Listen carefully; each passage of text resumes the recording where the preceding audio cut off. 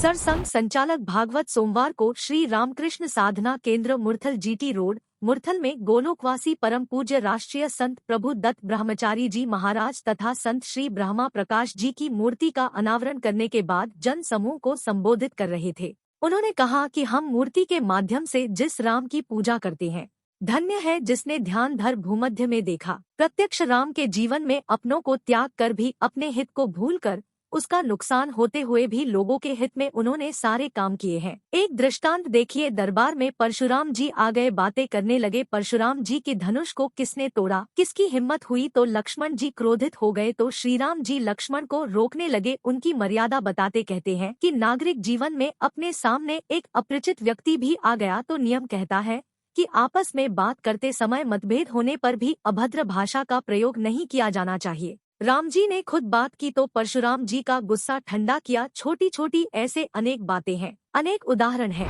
राम आत्मा राम के नाते हम उसकी पूजा करते हैं, मूर्ति के माध्यम से उसी राम की पूजा करते हैं। बड़ा सुंदर वो गीत है, उसमें धन्य जिसने ध्यान धर भ्रू मध्य में देखा, अयोध्या है मस्तक तिलक, भक्त की मस्तक तिलक रेखा, नवद्वारा पुरी जिसका पतित पावन राम, सुमति सीताराम। यह राम का एक वर्णन है आत्मा के रूप में। नवद्वारा पुरी के राजा अंदर बैठे और उनको पाने से सब दोष निकल जाते। दूसरा वर्णन वाल्मीकि रामायण पढ़ते, तरह तरह की तुलसी रामायण पढ़ते तो दशरथ नंदन राम के जीवन चरित्र का वहां से भी हमको और धर्म मर्यादा मिलती, अपने कर्तव्य का बोध होता है। परंतु प्रत्यक्ष राम के जीवन में अपनों को त्याग कर भी, अपने हित को भूल कर भी, उसका नुकसान होने देते हुए भी लोगों के हित में सारे काम उन्होंने किए।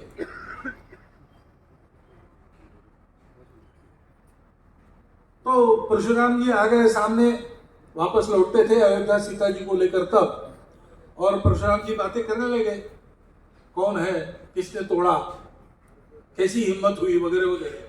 तो लक्ष्मण जी कुपित हो गए और उन्होंने उसी भाषा में परशुराम जी को उत्तर देना शुरू किया। तो राम जी उनको रोकते, मर्यादा बताते। अभी देखिए, नागरिक जीवन में अपने सामने एक अपरिचित बड़ा व्यक्ति आ गया, कभी कभी रास्ते पर हो जाता है ना ऐसा, वाहन लेके हम जाते हैं, कोई प्रौढ़ सज्जन बीच में आ जाते हैं, अरे भाई देखते नहीं हो गया, संभल के चलो वगैरह वगैरह, कहा सुनी होने लगती। लेकिन नागरिक जीवन का नियम क्या कहता है? आपस में बात करते समय मतभेद होने पर भी भद्र भाषा का ही प्रयोग होना चाहिए। राम जी समझाते लक्ष्मण जी और खुद होकर परशुराम जी से बात करके उनका गुस्सा ठंडा। छोटी छोटी ऐसी अनेक बातें हैं। देश का जीवन अच्छा चले इसलिए हमने कैसा चलना चाहिए, ये सारी बातें जो है वो ग्रंथों से हमारे तक लाने वाले वाणी से भी और अपने आचरण से भी संत होते। इसलिए संतों का हमेशा मान, इसलिए संत हमेशा श्रद्धेय है। और अगर संतों का कहा हम कर सकते हैं तो उसके जैसा कोई दूसरा पुण्य नहीं, क्योंकि संतों के आज्ञा पालन, ये मार्तंड है, सूर्य है, सूर्य जैसे तेजस्वी लेकिन किसी को ताप नहीं देते। ये चंद्रमा जैसे शीतल है लेकिन चंद्रमा जैसे कलंकित नहीं है। ये सबके लिए, सबके अपने हैं। हर स्थिति में उनका व्यवहार सज्जनता का ही रहता है। ऐसी संतों की मंडली निरंतर उपलब्ध रही, ये उन्होंने कहा, मांगा। उनके जाने के आसपास ही अलाउद्दीन खिलजी का आक्रमण वहां हुआ और उसके बाद 350 साल बहुत अंधाधुंधी रही।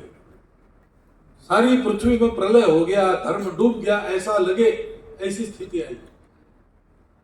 लेकिन संतों की मंडली ने समाज का स्वत्व जागृत रखा, जिसके चलते जब शिवाजी महाराज जैसा एक शील संपन्न पराक्रमी पुरुष उसमें धर्म का झंडा हाथ लेकर उद्यम किया, तो फिर से स्वराज्य की स्थापना।